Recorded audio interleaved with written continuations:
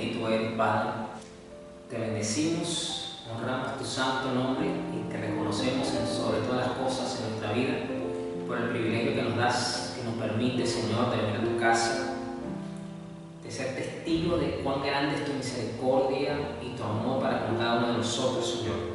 Padre, que en este día vamos a seguir conociéndote, Señor. O sea, siempre va a ser tu petición, para que realmente nosotros, Señor, se nos sea alumbrado nuestro corazón, nuestra alma, nuestro espíritu, para que de esa manera, Señor, respetemos más tu nombre, amemos más tu nombre, Señor Jesús, y lo honremos más, Padre. Ayúdanos, Espíritu Santo, guíanos en toda verdad, Espíritu Santo, que esta palabra sea iluminada en nuestro corazón. Ayuda a toda persona, Señor, que hoy se para delante de tu iglesia con esta responsabilidad, y que aquellos que van a recibir tu palabra la reciban con todo amor, con todo respeto, con toda profundidad, Señor, con toda la importancia que tiene, Padre, en el nombre de Jesús. Amén. Hoy vamos a comenzar con creo que va a ser una serie corta, pero sí va a ser una serie, sobre un tema que, aunque yo he mencionado ciertas cosas, dependiendo del contexto del que he estado hablando durante todos estos tiempos que he estado predicando, pero no había dedicado un tiempo o una serie de mensajes para hablar directa y específicamente sobre este tema que está afectando a la iglesia actualmente. Y voy a hablar frontal y directo sobre lo que implica lo que es el misticismo evangélico. Así se va a llamar este mensaje: Misticismo evangélico, parte 1. Porque es alarmante, preocupante también, cómo se han adoptado prácticas y se han normalizado prácticas y doctrinas que no es más que misticismo, que es esoterismo, que son prácticas, que son enseñanzas ajenas al Evangelio, que buscan, debido a la falta de interpretación correcta de las Escrituras, darle un fundamento para poderlas sostener, pero que no son bíblicas y que por lo tanto no cuentan con el apoyo del Señor. Todo lo contrario. Pero esto es debido precisamente a varios factores. Número uno, a un evangelio superficial que hoy día se enseña, a un evangelio que pasa más como cuando vas a un congreso empresarial de negocios, donde vas a un lugar y solo vas a escuchar y luego te retiras del lugar, donde simplemente vas a hacer relaciones de coworking, como se le dice, o sociales. Muchas veces hoy día, debido a la agenda tan ajetreada que tiene la iglesia hoy día, sus miembros, no se están dando cuenta que el culto lo están tomando de esa forma. Y por lo tanto, están buscando la manera, número uno, de callar un poco, de calmar sus conciencias, que les dice que tienen que congregarse, que tienen que unir con el Señor, y están buscando la manera de tener un evangelio más instantáneo, más rápido, cuando la realidad es que de eso no va el evangelio. Y es alarmante porque esto que voy a mencionar, esto no es de ahorita, esto no es desde la semana pasada, esto no es de ayer, esto es algo que ya tiene de un tiempo para acá mirándose, y parecerá que cobra cada vez más fuerza en ciertos sectores de la iglesia. Nunca puedo generalizar, pero por estar dentro de la iglesia me preocupa el tema. Así que vamos a ir mirando esto con calma, punto por punto. Y quiero comenzar diciendo que este término es un término acuñado. No existe en las Escrituras la frase misticismo evangélico. Es simplemente una frase, una palabra que se usa para describir y explicar este tipo de cosas que están aconteciendo, pero que lamentablemente no cuentan con el respaldo bíblico. Y por lo tanto, si no cuentan con el respaldo bíblico, no espere respaldo del cielo. Esa es la verdad. Sé que va a sonar incómodo este tipo de mensajes, pero son ese tipo de mensajes necesarios, que es necesario que alguien lo hable, que alguien lo diga, y que sé que esto se va a esparcir y va a ser de bendición. Quizás algunos se van a sentir confrontados, a otros les va a costar porque van a sentir una resistencia a aceptar, y quizás de principio no estén de acuerdo y quieran rechazar lo que aquí van a escuchar, pero igualmente yo lo voy a decir. Entonces, misticismo evangélico no es una categoría bíblica formal, sino es un término útil que voy a usar o que se usa para describir prácticas que, número uno, afirman ser espirituales, entre comillas, prometen como objetivo alcanzar niveles superiores de esta falsa espiritualidad. Ya lo dije ahorita, no tiene fundamento en las escrituras y el supuesto fundamento que le dan realmente está descontextualizado. Y lamentablemente en muchos casos son prácticas directas de esoterismo, disfrazados de evangelio, disfrazados de movimiento evangélico, disfrazados de una espiritualidad que viene supuestamente del Espíritu Santo, que eso no tiene al Espíritu Santo por ningún lado. Entonces, esto se acerca mucho más a este tipo de prácticas místicas evangélicas, a sincretismo espiritual. Para los que no lo saben, ¿qué es el sincretismo? Es el término en el que se usa para definir cuando prácticas de una religión o de una fe se entremezcla con otra, ya sea para cohabitar o ya sea para transformarla. Eso es un movimiento sincrético, el sincretismo, y eso es básicamente lo que ocurre. Y evidentemente esto es una falsa espiritualidad. Entiéndase que aunque son prácticas espirituales, se les dice falsa espiritualidad porque no viene con la aprobación del cielo, no fue autorizado por el cielo. Entonces es una espiritualidad que es falsa por cuanto no cuenta con la aprobación de Dios. Quiero explicar esto porque yo estoy seguro que a lo mejor van a haber personas que están comenzando en el Evangelio y van a escuchar este tema, y es necesario que comprendan todo lo que esto implica y hacia dónde voy. Vamos a Colosenses capítulo 2 versículo 18.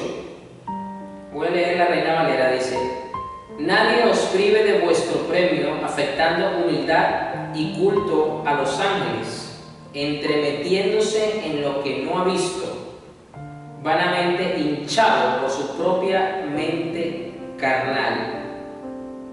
Aquí voy a citar dos palabras griegas importantes del original,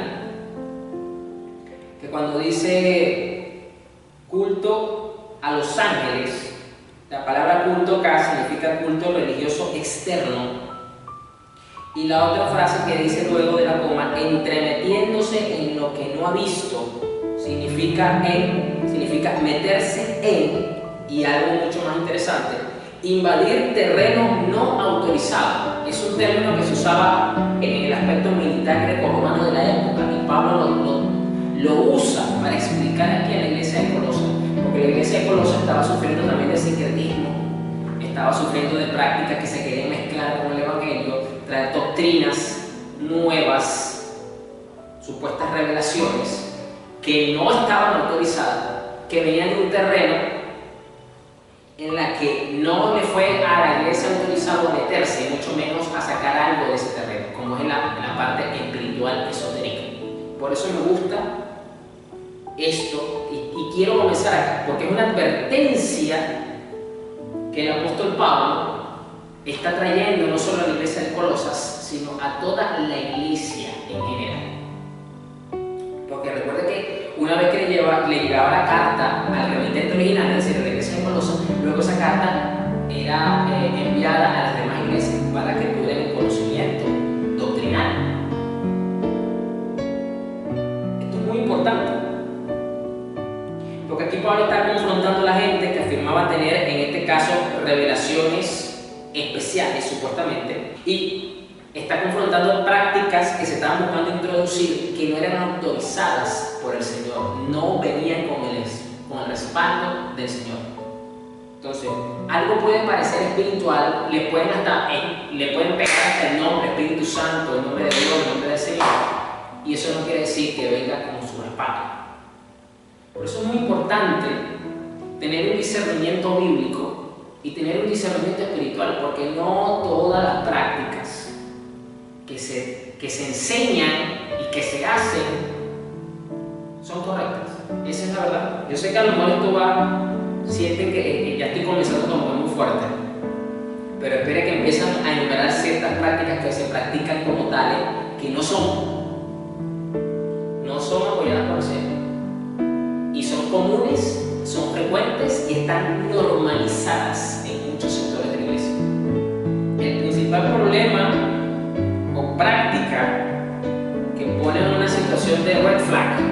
hoja de advertencia de zona de peligro, es cuando se empieza a buscar experiencias sobrenaturales o espirituales y estas toman más relevancia que la que debe de tener la palabra de Dios. En muchos lugares estas experiencias las ponen al igual, al mismo nivel de la palabra de Dios. O inclusive hay cultos, hay iglesias que si durante el culto no vivieron, no experimentaron algo extrasensorial, Dios no estuvo ahí, o no fueron bendecidos, o no fueron tocados por el Espíritu Santo, o no hubo manifestación de poder. Y por eso en algunos lugares el culto dura 3 horas, 1 hora de alabanza, de música, 1 hora y media de supuesto éxtasis espiritual y 20-30 minutos de palabra. Que esos 20-30 minutos de palabra realmente fue leer la Biblia, no fue ni siquiera explicarse a la iglesia, no fue indagar, escudriñar en esa escritura. Como para no decir que no vieron la Biblia. Pero si hubo experiencias, si la gente lloró, si la gente tuvo visiones, revelaciones, etc., ahí sí estuvo Dios. Dice 6, vamos al Salmo 19, versículo 7. Leo la NTV, dice: las enseñanzas del Señor son perfectas, reavivan el alma. La Biblia dice: la ley de Jehová es perfecta. Si la ley de Dios es perfecta, la palabra de Dios me revela el carácter de Dios que es perfecto. Me enseña quién es Dios. Reaviva el alma. Lo que yo necesito entonces como prioridad es darle importancia y relevancia a la Santa Cena. Esto no puede estar por debajo o en igual de experiencias extrasensoriales, que yo no las niego. No quiero que usted me entienda que ahora que no, es que el pastor ahora no cree en las cosas sobrenaturales. Este mensaje no es para eso. Este mensaje es para traer orden. Este mensaje es para que la iglesia abra los ojos, para que se enfoque donde se tiene que enfocar. Yo he tenido experiencias sobrenaturales. Y cuando las he comentado desde el púlpito es porque lo considero necesario y muy puntual para la enseñanza que quiero dar. Pero no baso mi predicación, mi ministerio en dichas experiencias. Yo las he tenido. Sé que Dios es un Dios sobrenatural. Pero no me busco de una forma fanática o adicta a dichas experiencias. Porque el problema con esto es que las personas se vuelven como el drogadicto, se vuelven como adictas espirituales a estas emociones, a estos sentimientos, a estas experiencias extrasensoriales, y si no las tienen, sienten que no conectaron con Dios, sienten que no conectaron con Dios. Pero qué más perfecto que sumergirte en las Escrituras, en la palabra de Dios, en el mar de las Escrituras. Lo que pasa es que esto nos demanda tiempo, esto nos demanda esfuerzo, esto nos demanda una búsqueda intensa, esto nos demanda humildad, esto nos demanda oración, mientras que una supuesta experiencia extrasensorial, que muchas veces son las emociones movidas por la música, esa es la verdad. Y creen que porque alguien está llorando, creen que porque alguien está moqueando, creen que porque alguien está tirado en el piso, está teniendo una super recontra mega experiencia espiritual. No es así. Segundo, esa experiencia no te va a sostener el día malo. Esa experiencia no te va a dar la fe que necesitas para ese problema. Esa experiencia no te va a dar el carácter para soportar con paciencia a ese jefe, a ese compañero que te está metiendo en la sentadilla en el trabajo. Pero la palabra de Dios sí, porque eso es lo que reanima el alma.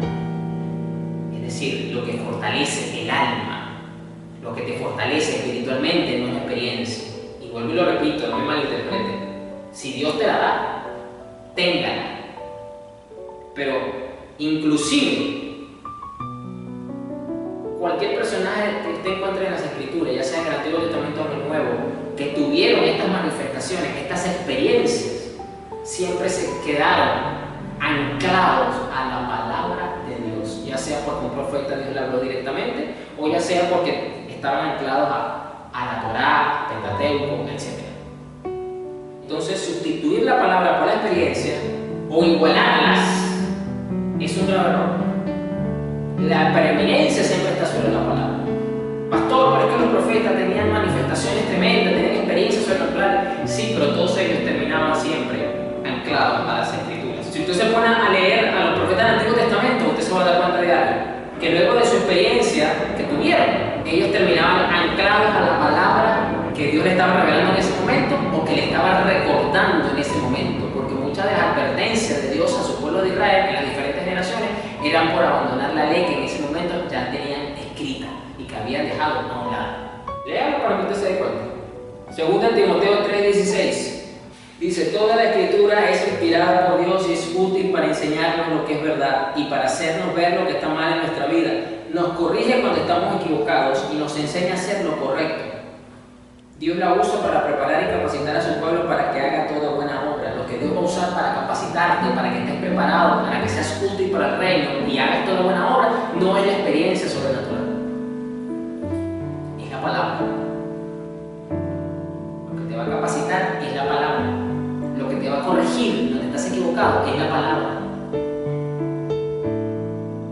Lo que te va a inspirar, lo que te va a hacer abrir los ojos para que tengas discernimiento, para que no te dejen engañar tan fácil, para que veas lo que es verdadero de lo que es falso, es la palabra. Lo que te va a venir a la mente en ese momento de presión, en esa dificultad, en esa situación incómoda, no es la experiencia, es la palabra, lo que el Espíritu Santo trae, para hacernos ver que está mal. Muchos cristianos en la vida andan ciegos, y no porque no tengan ojos, sino porque no tienen discernimiento y les cuesta ver lo que tienen delante. La Biblia afirma suficiencia, no complementariedad mística. Cuidado, a lo mejor usted es este tipo de persona que dice: es que Dios me mostró algo nuevo que no había visto. Si es en la escritura por algo que ya estaba allí, que no lo habías visto, dale la gloria a Dios, porque te pasó como a los discípulos de Maús, que Jesús les abrió el entendimiento para que vieran lo que decían las escrituras. Y es algo nuevo para ellos, pero era algo que ya estaba allí. Ahora, si es algo nuevo que supuestamente es extra bíblico, ahí hay que filtrar. Número uno, Dios nunca contradice lo que está establecido en las escrituras. Si esa supuesta revelación extra bíblica contradice de alguna forma, así sea en un más mínimo detalle chiquitico, lo que dicen las escrituras, deséchalo. Te lo tengo que decir. Mucho menos se te ocurre enseñarlo como doctrina. Esta es otra favorita, otra frase favorita. Esto no está en la Biblia, pero funciona. Cuidado con eso, cuidado con eso. Nada de lo que nosotros hagamos puede contradecir nuestros principios, nuestros valores y nuestra fe. Eso es incoherencia, eso nos mete en un problema espiritual peligroso, peligroso. Por eso es que tenemos que tener discernimiento. Y esas son frases comunes que muchas veces uno escucha. Ahora voy a empezar a enumerar ciertas prácticas místicas evangélicas que hoy día se practican como doctrina, se enseña inclusive como fundamento doctrinal y por lo tanto se ha normalizado y en ciertos lugares se ha tolerado y se ve bien. Y que si usted inclusive entra a canales de YouTube, usted va a encontrar cualquier cantidad de predicadores con cualquier cantidad de mensajes hablando sobre estos temas. Pero voy a nombrar la primera. Decretar y activar realidades. La frase típica: yo declaro que esto va a pasar, yo declaro que esto no ocurre, yo decreto que tal cosa, activo bendiciones. Yo le dije que esto iba a estar fuerte este mensaje, pero que estas son cosas que hay que decirlas. Vámonos a Lamentaciones, libro de Lamentaciones. Usted se va a lamentar de eso. Lamentaciones, eso está después de Jeremías, libro que escribió Jeremías también, capítulo 3, versículo 37. Lamentaciones 3:37. Sigo con la NTV. Mire lo que dice aquí esta palabra. ¿Quién puede ordenar que algo suceda sin permiso del Señor? Yo sé que usted a lo mejor me va a citar: no, pastor, pero parece que Ezequiel habló al valle de los huesos secos y todo ese ejército cobró vida.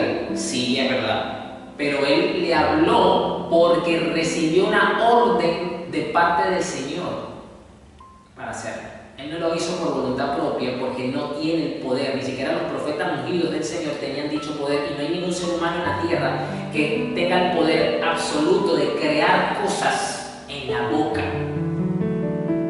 No se puede. No existe tal cosa. Eso no está en la escritura. Yo decreto tal cosa. Usted puede decretar todo lo que usted quiera, pero usted no tiene el poder para que eso se materialice. No, pastor, que es una cuestión de fe, pero es que la fe no es para eso. La fe no nos dio a Dios la fe para que darnos un poder que solamente existe en Él. El único ser que tiene la capacidad de crear cualquier cosa o destruir cualquier cosa simplemente diciendo algo es Dios.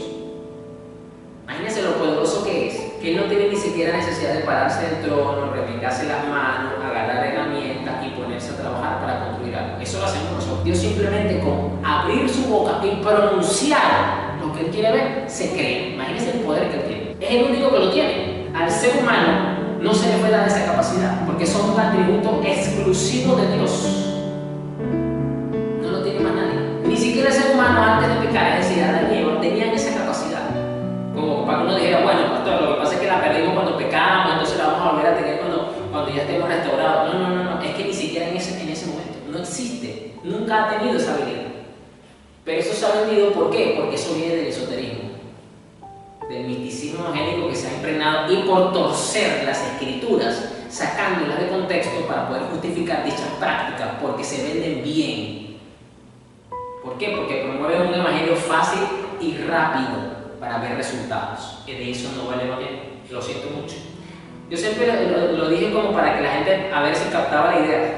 Casi siempre este tipo de cosas se usan para las cosas materiales y positivas, pero nunca supuestamente para las cosas que son contrarias a nuestra voluntad. Por ejemplo, para dejar de pecar, para dejar la carnalidad.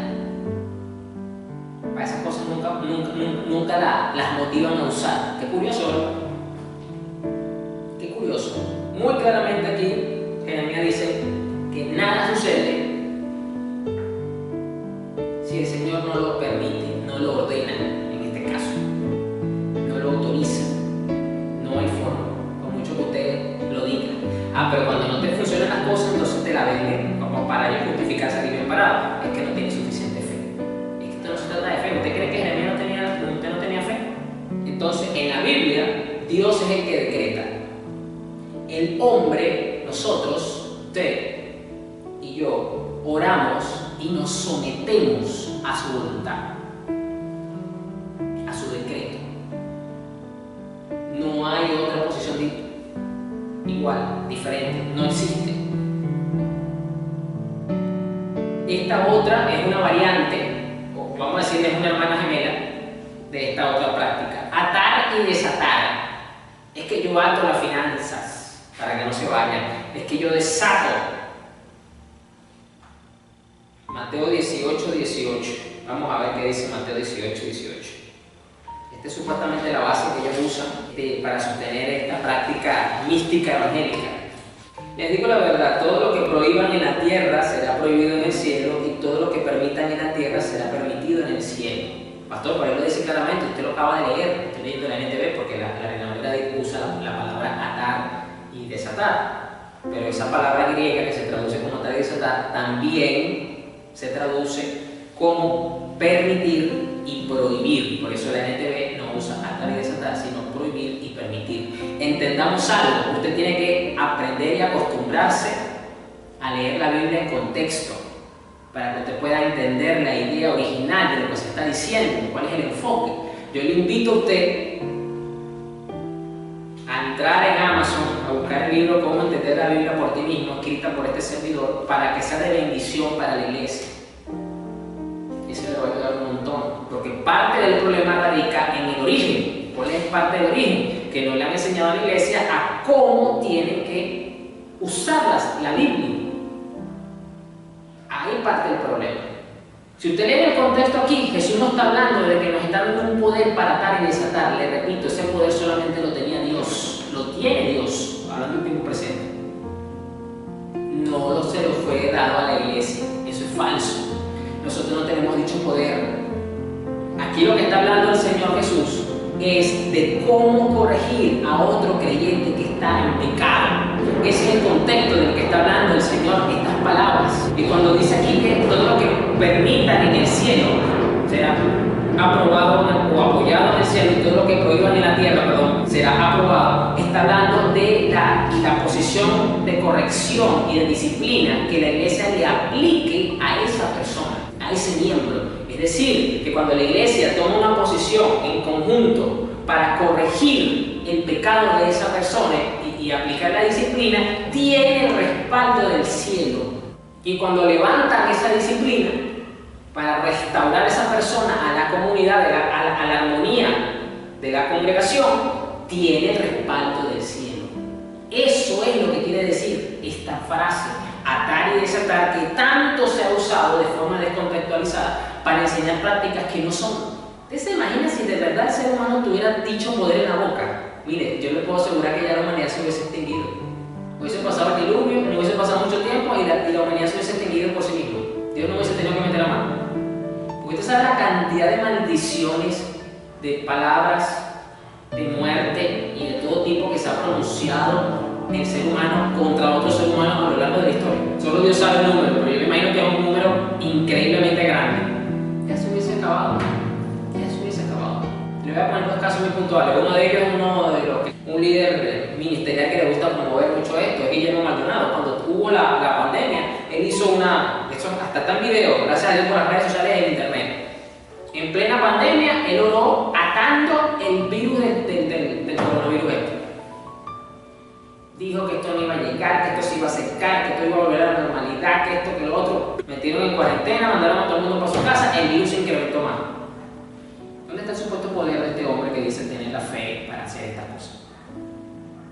La pandemia duró 2 años. El virus no menguó. El virus más bien hubo un tiempo que creció un poco y después empezó a bajar. Otro ejemplo, cuando yo iba a alquilar este lugar donde yo estoy ahorita, me acuerdo que el día que yo vine, pasó una persona, un chico, 5 veces pasó por el pasillo. Cuando se enteró cuál era mi intención, de que yo venía a alquilar la casa y que aquí iba a poner una iglesia, 5 veces, las 5 veces que pasó, que entró el servidor, me dijo esto: a ti no te van a alquilar esa casa.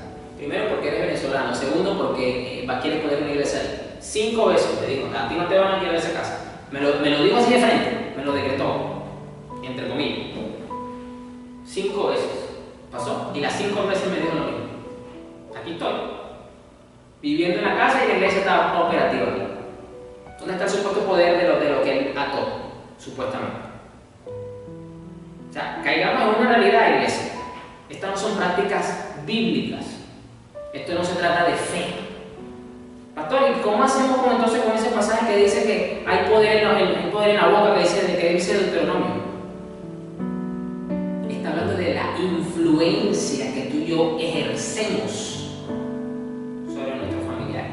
Por ejemplo, la autoridad que tienen los padres sobre los hijos, tienen una influencia sobre la vida de sus hijos, para motivarlos, para corregirlos, para alentarlos, para animarlos. Y esas palabras calan profundo en el corazón del joven, de la joven, y puede dar frutos a lo largo de su vida. Puede grande. Es muy común escuchar de parte de ella después: es que a mí mi papá me enseñó, es que a mí mi mamá me enseñó, es que mi papá siempre me decía esto, es que mi mamá siempre yo la recuerdo porque hacía aquello. ¿Qué es eso? Influencia, ya sea positiva o ya sea negativa. Ese es el tipo de poder que nosotros tenemos. El poder de la influencia, no de crear o de atar espiritualmente, mágicamente, como se quiere vender. Eso es un error. Y ya le acabo de mostrar acá, en este pasaje, que esto no tiene nada que ver con este dicho poder. Aquí Jesús está hablando, inclusive el subtítulo de su Biblia le debe dar una idea de lo que usted va a leer, porque toda la Biblia tiene un subtítulo. En este caso, lo que yo estoy leyendo dice directamente, le voy a leer lo que dice: ¿cómo corregir a otros creyentes? Lo dice, en mi caso lo dice arribita del versículo 15. Ya ahí te da una idea de lo que está hablando Jesús. Por eso muchos están frustrados, porque ven que supuestamente le funciona al líder, le funciona al pastor, y a ellos no le funciona. No, porque es que ellos tienen más fe que yo, entonces cuando yo llegue al nivel de fe que ellos tienen, es que a mí me va a funcionar, pero mientras tanto sigo ejercitando la fe. Eso es lo que le venden a la gente. Entonces, aquí está hablando de ¿qué? De disciplina eclesiástica. Está hablando de una autoridad comunitaria, no de una mística individual. No habla de atar demonios, no habla de controlar el mundo espiritual a voluntad. No está hablando nada de eso. Nada de eso está hablando. Vamos a 2 Corintios 12 ahora. Yo sé que este tipo de mensaje a lo mejor no va a ser el que más me va a repuntar en vistas en mi canal de YouTube, y no va a ser el más compartido, porque yo sé que esto va a generar resistencia, pero si usted siente un remesón interno al escuchar este mensaje, váyase a la oración. Vaya a la oración. Ahí pide el Espíritu Santo que le dé convicción, ¿no? 2 Corintios 12, 1 al 4. Dice acá: mi jactancia no servirá de nada, sin embargo debo seguir adelante. A mi pesar contaré acerca de visiones y revelaciones que provienen del Señor. Hace 14 años fui llevado hasta el tercer cielo. Sí. Si fue en mi cuerpo o fuera de mi cuerpo, no lo sé. Solo Dios lo sabe.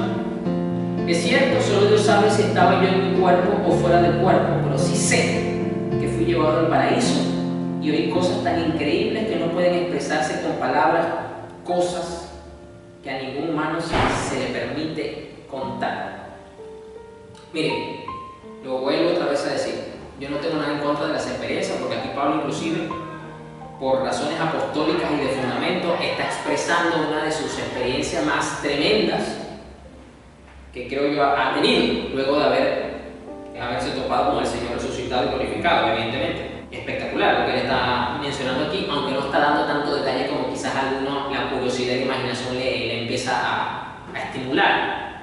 A lo largo de la historia, hermanos y hermanas han tenido experiencias. El problema está cuando agarran estas experiencias y le quieren dar soporte doctrinal para justificar prácticas, y este es el problema, porque Pablo aquí contando esto, esta experiencia extraordinaria, esta visión espiritual o traspolarse a otra dimensión, porque no es la terrenal sino la del tercer cielo, si usted lo quiere ver así, él no lo está enseñando como una práctica repetible, él no lo está usando ni siquiera como un método espiritual de alguna manera, porque es que ni siquiera la está escribiendo con detalle, solo la está mencionando por causa de la enseñanza que va a dar, inspirado por el Espíritu Santo.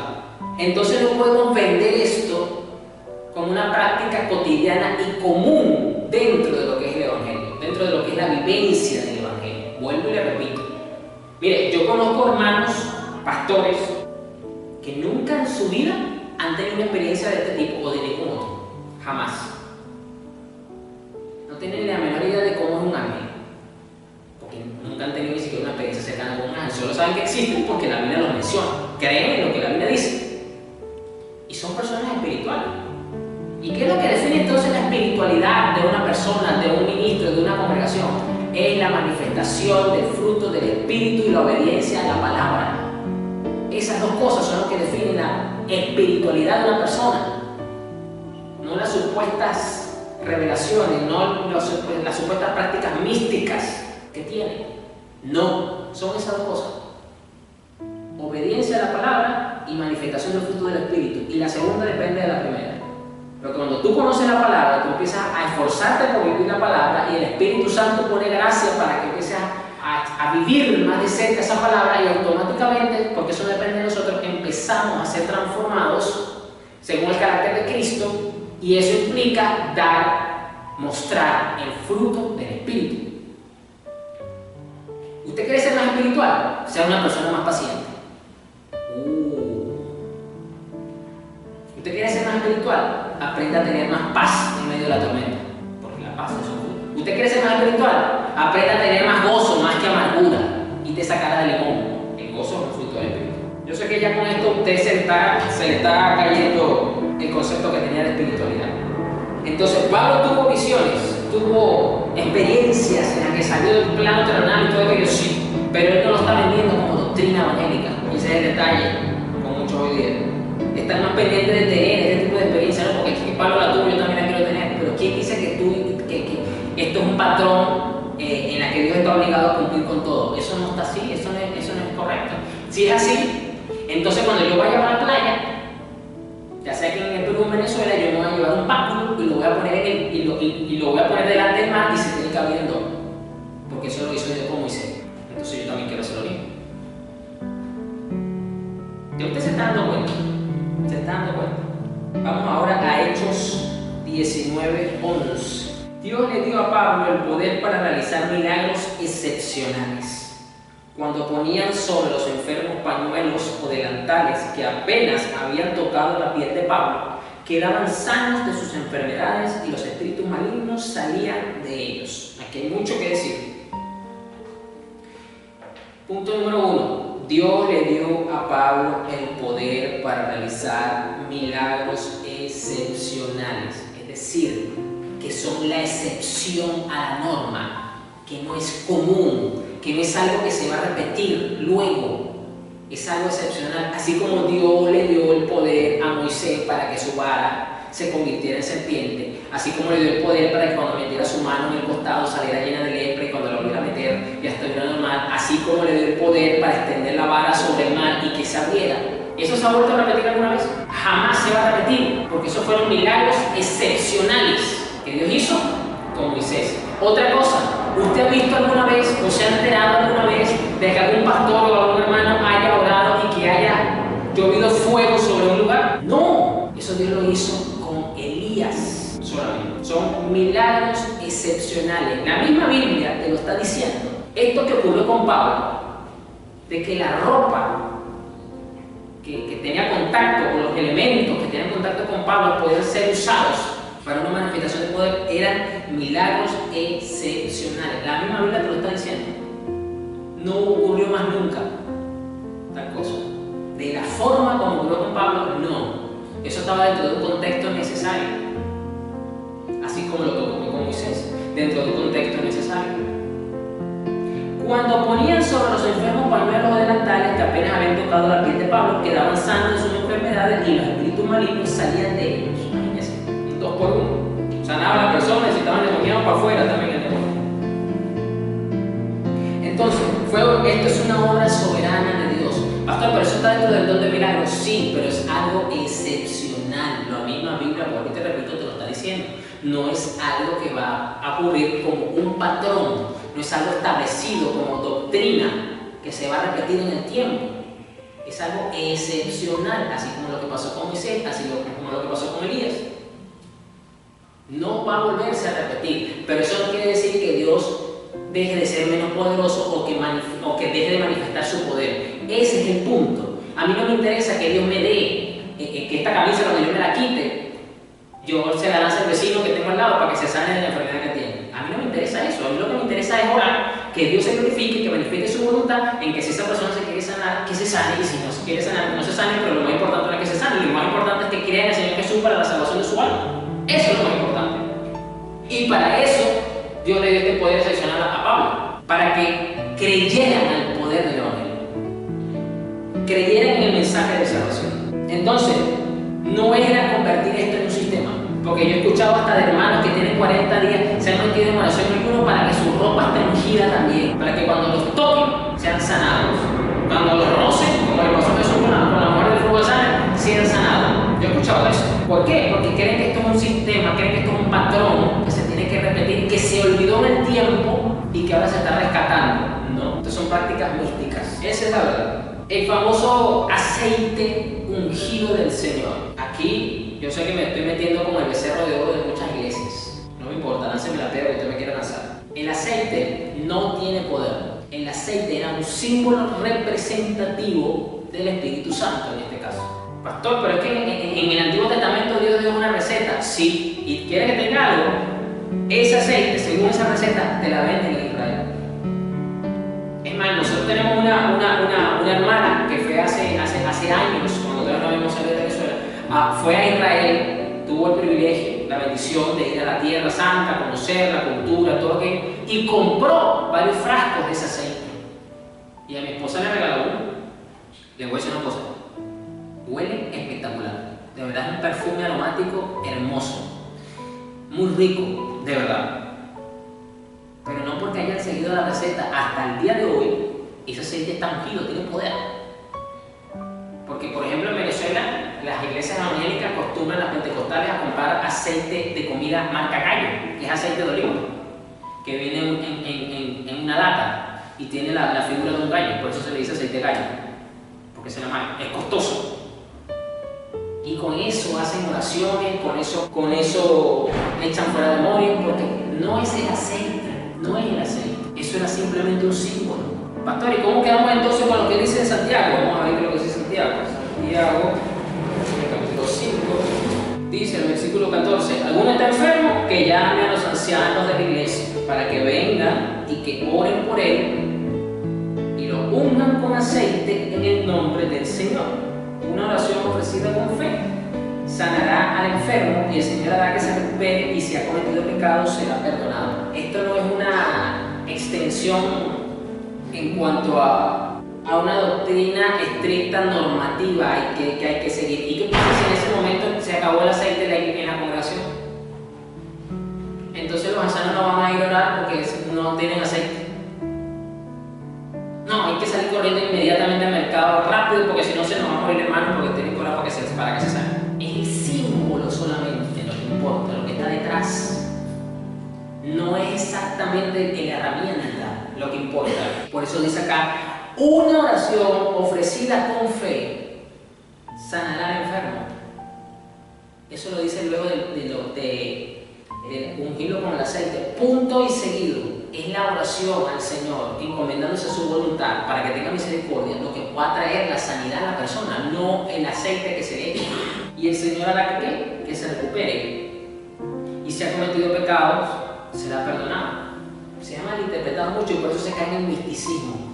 Entonces no vamos a usar el aceite. Y la práctica más, la distorsión más grande de esto, lo vemos con el famoso, la gente esta brasileña, los pares de sufrir, que están tan rayados en el mundo que lo que hacen es cambiarse el nombre y se disfrazan un poco y cambian de razón social para seguir. Ellos te venden no solo aceite ungido, te venden escobas ungidas, te venden palmeras ungidas, la tabla del arca de todo Pedro y donde el Señor dio el sermón, y luego sacaron los peces llenos full, o sea, te venden todo un sistema para sacar dinero con la excusa de que está ungido. Gente cae en eso. La unción no está propiamente en el objeto es simplemente un símbolo que puede no estar o no presente, y eso no le va a restar poder al Señor, no le va a restar poder a su voluntad de hacer lo que quiera. Eso hay que entenderlo. Este es otro punto interesante, el tema de la numerología cristiana.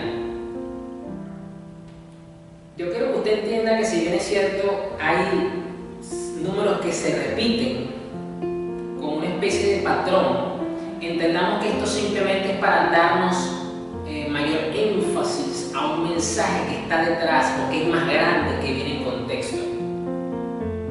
Si bien es cierto que el 7 representa a Dios, que el 6 esto, que lo otro, yo no tengo nada en contra de entender el símbolo o el mensaje que está detrás de ese símbolo numérico. El problema está cuando se vuelven literalmente numerólogos. Casi que lo que le falta decirle a la congregación que salgan a jugarse ese número en la lotería, pues Dios lo va a bendecir, es lo único que le falta. De que rayan mucho en el misticismo con esto de los números. Inclusive hay algunos que sin darse cuenta han caído tanto en esto del misticismo evangélico con la numerología bíblica, que se han puesto hasta a atinar, a predecir cuándo es la supuesta fecha de la venida del Señor. Y han quedado en ridículo, su reputación ha quedado entredicho, porque eso no se puede hacer. Eso no se puede hacer.